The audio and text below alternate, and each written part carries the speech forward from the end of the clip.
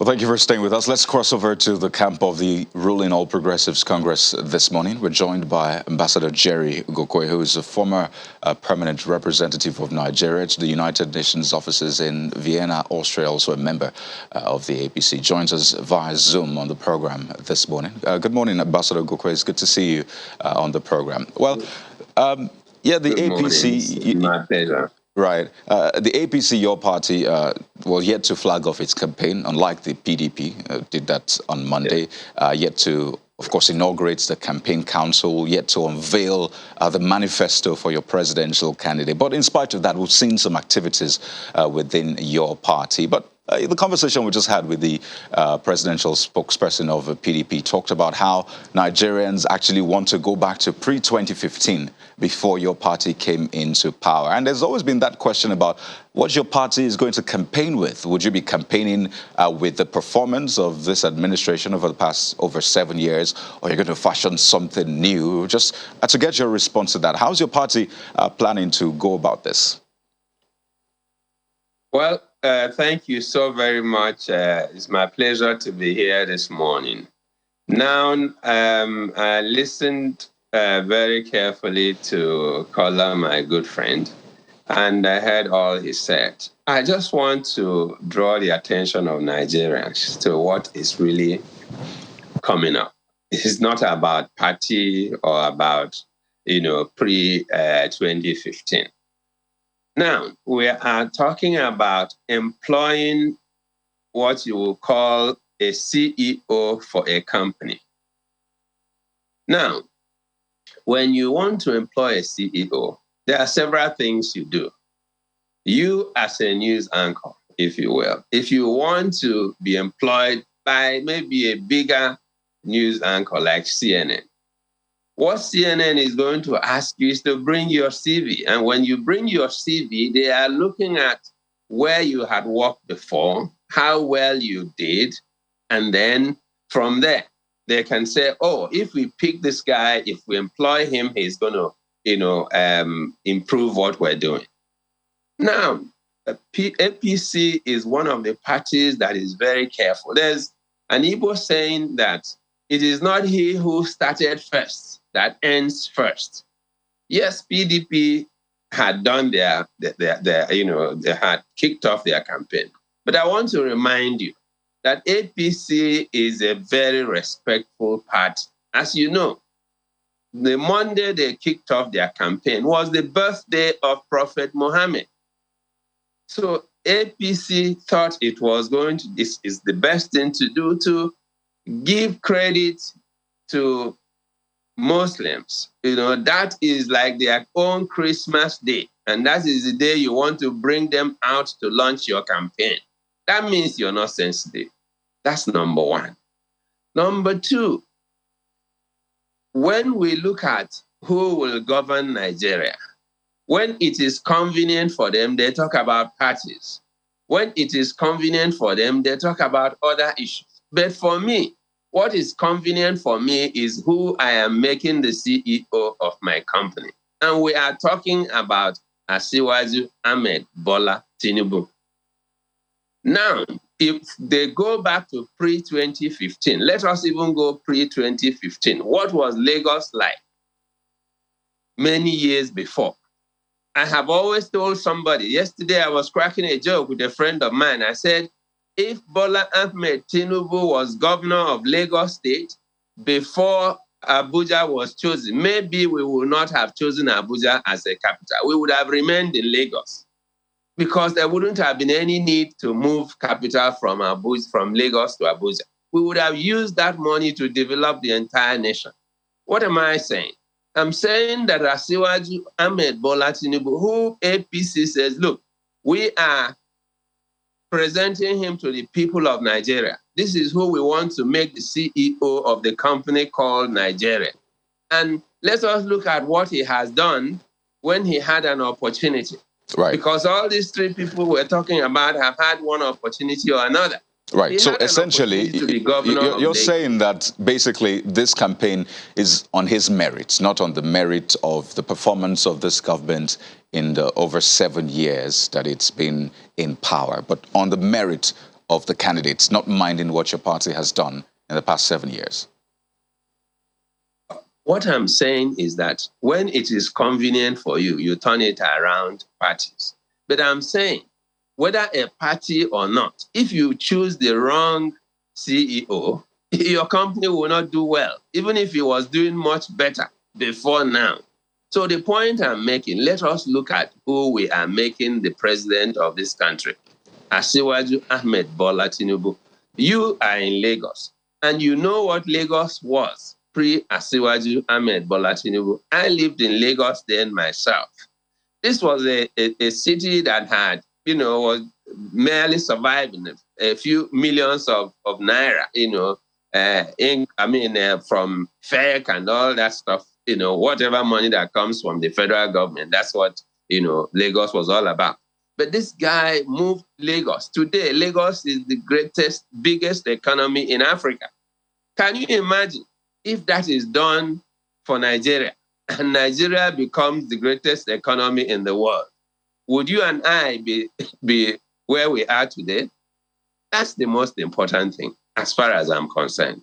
Period. That's what we will be talking about. Right. So which period are you reviewing? The period he was governor from 1999 to 2007, or 2007 to 2015, or 2015 to late? Which period are you talking about? When he was governor. Okay, because when he was governor, that's when he laid the foundation for whatever is happening in Lagos today. Okay, so you can give the credit of maybe 2007 and upwards to other governors, Governor Fashola, Governor Ambode, and Governor Sanwo-Olu. And what am I also saying? A good manager is somebody who looks at people and says, look, these guys, they can do things well, right, and he employs them. Now, let's look at who Tinubu had made. Can you think of, today, a vice president? Can you think of today the Fashola you're talking about? Can you, think about Sanwo-Olu? This is somebody who knows the right people to bring in to do the work. Ambassador, so we can focus on the other issues. I think this talk about, who made who, I think has been on for a while, and the questions usually will be, what does making another person mean? Does it mean, the person fathered or mothered the person send you to school, or, foot your bills and all of that? Making. So I don't want us to dwell on that, so we can stay on the issues. It is not about making. Okay. It is about assembling a team. All right. Okay. Presidency or governorship is about teamwork. It's not about an individual work. All right. And if you are not a good leader, you cannot assemble a good team.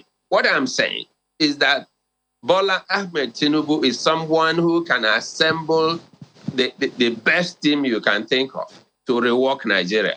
That's what we need. All right. So let's talk about some of the issues that have come up, some of the statements, the promises, while we await the manifesto. And just at that launch of the women team, the women campaign team, which, by the way, was on Monday, which was on the birthday that you talked about. So again, questions about whether or not you're being fair to the other party. You also held an event on that same Monday. We saw the wife of the vice president, your presidential candidate, and others attending on that same day. But he made some statements that I'd like you to just maybe clear up for a lot of Nigerians. One of them was when he was talking about people who want a change of government, saying that they should shut up. And for a lot of people, that's a red flag, saying, does that mean you're not open to, opposing views in a democracy such as this? And you raise fears for a lot of people thinking, wait a minute, does that mean we are not free to support whoever we want to support? If we open our mouths to say we're not for you, then are we in danger? Definitely not. That is what democracy is all about. Democracy is for all of us to look at where we can align ourselves in the best interest of the people, in the best interest of the people. And I say this, APC is one of the parties that have taken the interest of Nigerians. Nigeria, we always talk about the North and the South. Let me give you one typical example. The presidential candidate of the APC comes from the South, right? The vice presidential candidate of the APC comes from the North. The party chairman of the APC comes from the North.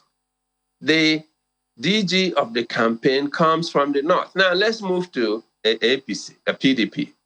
Their presidential candidate comes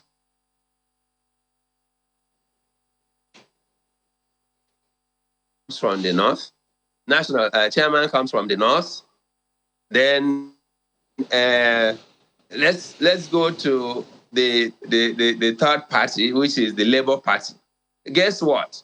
The presidential candidate comes from the South. The chairman of the party comes from the South. The DG of the campaign comes from the South. How have we been fair to other parts of Nigeria, even with what the Constitution has tried to make us do, to make sure that we are fair, equitable, and just to all parts of Nigeria? So if you look at APC, you find that this is a party that thinks ahead, a party that knows that, look, we want to be fair, we want to be equitable, we want to be just to every part of Nigeria. And that is why I believe that anybody who wants anything great for Nigeria, great, I underline great for Nigeria, should vote for Bola Ahmed Tinubu. Ambassador, you've not answered the question which I asked about the statement he made regarding those who want a change of government. And that could mean what the PDP, Labour Party, even Nigerian supporters of this party, saying they should shut up. What does that mean exactly? Because Nigerians listened and a lot of them wondering, how should we receive this? Well, what most times what people say on the podium, is always misinterpreted. He didn't. When you say somebody shut up, what does that mean? You're not telling them not to speak. Sometimes these things are said in a jovial manner, just to make people laugh, to make people, have fun. When you're campaigning, it's all about fun. It's all about exciting the people so that they can, go out there and work their butts off so that the party can win. It's not about being, how would I put it? It's not about insulting anybody. Unless you're not talking about Bola Ahmed Tinubu. If it is Bola Ahmed Tinubu that I know that you're talking about, you will know that he is humble. You will know that he will not insult anybody unwittingly. That I know. But when things are said in a funny manner, in a joking manner, and then you take it and elevate it to something else, that's where I have problems with things like that. Well, the words were clear, really. Shut up your mouth to those who want a change of government, saying that I would like to be polite, but tell them, shut up your mouth. It's clear. When I tell someone shut up, it's clear what you mean by saying shut up. And I'm asking this, it's quite important. Body language is, many times, body language is more revealing than even the word of mouth. Oh dear. So when somebody is telling you shut up and laughing at you, that's probably just joking with you. And I think it's important to situate. Shut up and is laughing, and you're laughing together and you're holding hands. Well, shut up means shut up. Surely there are other ways to maybe make jocular statements. There are other ways to make people laugh. We've seen comedians at your campaigns. We've seen entertainers. Yes, I just want you to situate this, pardon me, is the fact that we've seen the signing of a peace accord, and there have been talks about watching utterances, not to incite the people. So for the followers, and that's why it's good to lay it bare, for the followers listening, and they may have thought, okay, that is the position, we need to shut others up. What would you be telling them so we can set the record straight? No, Bola Ahmed Tinubu never wants anybody to shut the other up. He is a Democrat, a full Democrat. People are free to talk, just like you have brought me out to talk. You have brought Kola, my friend, to talk, and you're bringing many more others to talk. We are free to talk. All I am saying, and all most of us are saying, look at the three of them. Look at their history. Look at where they are coming from. And if we want to be honest with ourselves, none of them comes, anywhere close to Bola Ahmed Tinubu in terms of managing people, in terms of managing the economy of a nation like Nigeria in terms of assembling a team, which is more important. A typical example that I always give to people, I lived in America for a long time. And when I was in America, at that time, it was Ronald Reagan who was the president of the United States of America. Now, Ronald Reagan assembled the best brains in the world, if you will, and America was great. And today, when people want to refer to Ronald Reagan, they will say that America will be great again. Meanwhile, what they are saying is that one of the best we have had since that country became independent, if you will, was Ronald Reagan. That's the same thing we want Tinubu to do for Nigeria, because what he did for Lagos, if he does it for Nigeria, then I can raise my hand and say, thank you, God, because this is what we are looking for. Assembling the right team, assembling the best team, irrespective of what part of Nigeria, what part of, what corner of Nigeria they come from. But the fact that they can make Nigeria great is what we're looking for. Right. And that is what we want to achieve. So let's talk about how to achieve get away this. From semantics. Right. Yeah. So let's talk about how to achieve that now that we've gotten that out of the way. One of the big issues now, which we talked about in the previous conversation, is, the oil sector. Talks of subsidy, yes. And the recent one, which is oil theft. The current government has been speaking about it, even though we've not entirely been made aware of who is responsible for the oil theft. I recall that your candidate, pre-2015 or thereabouts, accused then government, Jonathan and his friends, of stealing crude oil to the tune of hundreds of thousands of barrels. And still at that event, he talked about, how this government came into power when crude oil production was at 400,000 barrels a day or thereabouts, which in fact was not true, because I think at that time, May 2015, when your party came to power, now this is from OPEC, by the way, it was at 1.6 million barrels per day, if you can just see that highlighted. And yes, then the next month, which is June 2015, it was at 1.7 million barrels per day. So not 400,000, as your candidate said. But in terms of getting to the root of this, your candidate has been quite silent on this crude oil theft. I mean, we've heard the Labour Party candidate speaking about it, and, he spoke about some of the issues he thought was at play here. But for your candidate, in terms of sanitizing this sector, what is the thinking? What is the plan?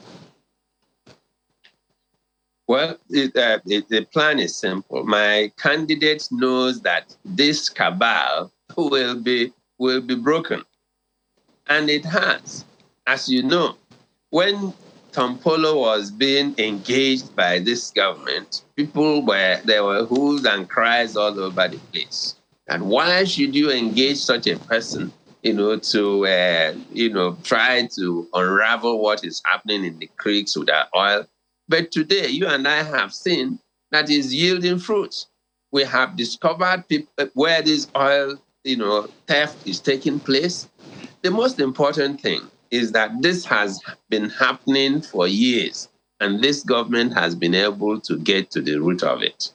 That's the most important. And from now on, we can assure you that when Bola Ahmed Tinubu becomes the president, he is going to follow from where this government stops in terms of making sure that our oil is not stolen anymore. Because this, as you know, is a cabal, is a group of people. This has been happening for years. While I was serving, as Nigeria's permanent resident representative in OPEC, this same thing was being told. When I got into some of the meetings, I was told that, man, your oil is being stolen. It's being stolen in France. They told me. Basically, that ships were carrying stolen oil from Nigeria and were selling them in Paris and in other parts of France. But because, nobody had actually gone to the root of it, it was like, hey, man, I don't know what you're talking about. Yes, they're saying that, but we can't see any practical, aspect of it. But give credit to this government. Right. They were determined to make sure that this stops. Right. And now we have seen what is happening. Asiwaju Ahmed Bola Tinubu is aware of the fact that the government was trying to get something done to make sure that this is ended. And it was not in his own part to begin to prejudge what was going to happen. And by the grace of God, we have been able to unravel that mystery. And believe it or not, this will stop. Whether or not we've been able to fully unravel it is another thing entirely, because no names have been mentioned. It's one step nobody at a time. knows. That's why I said fully unravel it. That's another point. But just going back to the statement he made then in 2015, saying that former President Goodluck Jonathan and all were responsible for stealing 400,000 barrels per day. President Jonathan is no more in power. Is that still true then? Would you still say he's responsible, as your candidate claimed at that time, for the theft? Well, let me say this. Now that we have unraveled the fact that oil is being stolen, I can assure you that over time, those people who have been apprehended will tell us who is stealing the oil. So let us leave that to them. If I begin to say who stole or who didn't steal, like I said, I was Nigeria's permanent representative to OPEC. I didn't know anybody who was stealing because I didn't have what it took to discover these things. But now that our government has been able to do this, let's give them time and encourage them, both from the media and from individual and corporate bodies, to make sure that this is unraveled to the end. Let's not discourage them by certain statements or what had happened in the past. Between you and me, let us look forward. Let us now hold them accountable.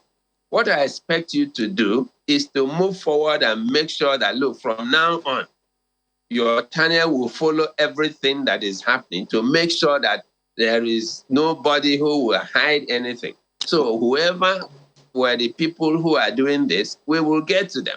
Or whoever that did it in the past, we will get to them. So that's what I expect us to do. Well, as you would have seen, Ambassador, you would have seen that, a lot of these stories were broken exclusively by channels, television, and following through. But this is about holding to account. I've watched. Yes. Right. This is about only encouraging you to do more. Oh, we appreciate that. We definitely will do that. But this is about holding our leaders accountable to their words. If, years ago he claimed that former President Goodluck Jonathan was responsible for stealing crude oil, we need to be sure that first, was there proof? Was it just the usual, politicking, the usual rhetoric, because it was during campaigning at that time? So we know what to expect. So yes, it's important to look forward, but we also need to hold our leaders accountable to what they say. That's exactly what I'm saying. Right. By the time we unravel it, then we will know who to hold responsible and accountable. Okay, that's all I'm saying. Does that point to the fact that there was maybe no proof for him to have said that at that time? I wouldn't say that because I didn't tell him what to say. You understand what I'm saying? Maybe he got information somewhere. Okay. So the point I'm making is that whether the information he got was the right information or not, by the time we unravel this, by the time we get to the end of it, that is when you're going to say whether that information was right or wrong. But in the middle of it, going around and talking about it will not help the situation. Let us give the government time and encouragement to get to the end of it. At the end of it, they will publish a report of who did what, starting from when it started, 2015 or even beyond. That's what I'm asking about. Right. But for now, let us see how we will do well for Nigeria. Let us see how we can, retool Nigeria. Let us see how we can reboot Nigeria. That's what we need. Each time I travel and come back, I say to myself, if all of us put our hands together, this country will be the best country in the world. And I still believe in it. Like I said to people, I have friends who have been calling me, Jerry, why are you going back to Nigeria? As you know, I lived and worked in the United States for a very long time. And the day I took a decision in 1999 that I was coming back to Nigeria to become a member of the House of Representatives, Nigerians there were laughing at me. When they held a party for me, they said to me, why, for what reason would you go back to Nigeria? For what reason would you? I say, look, Nigeria is my country. and I will. Oh dear. Do what to be. That's why I'm here. Okay, Ambassador Ugokwe, we're winding down now on the conversation, and Yes. I mean, well, by the way, is there a date now? Is there anything definitive about start of campaigns? More importantly, release of a manifesto so Nigerians can see the plan your party has in store. Is there anything definitive regarding the date for that yet? I believe that starting from today, you're going to be getting the information because, as you know, Monday was public holidays. Yesterday, almost everybody was in the International Conference Center. The 400 and something people were giving awards, so many people were busy either receiving awards or hosting those who received awards. So, starting from today, we're going fully back to work. After talking to you, I just hit the road again, back to Abuja. And then everybody, all of us will get back to the office and get working. And I can assure you, within the next few days, all the information that you are looking for will be supplied to you and everyone else. Well, clearly, and, like I said, we are ready. Right. APC is ready. And we will do whatever it takes to make Nigeria great. Clearly, the coming days will be very interesting, and we'll be, touching base from time to time with your party and the candidate as well, so that Nigerians can hear what he has in store. But we'd like to thank you so much in the meantime. We'll be speaking with Ambassador Jerry Ugokwe, who is a former permanent representative of Nigeria to the United Nations offices in Vienna, Austria, also a member of the APC. He's also been a member of the National Assembly, by the way, prominent with some bills. Thank you so much, Ambassador Ugokwe, for your time. I thank you so much for this opportunity to speak to Nigerians on behalf of the APC. God bless you. Have a wonderful day. All right. So that's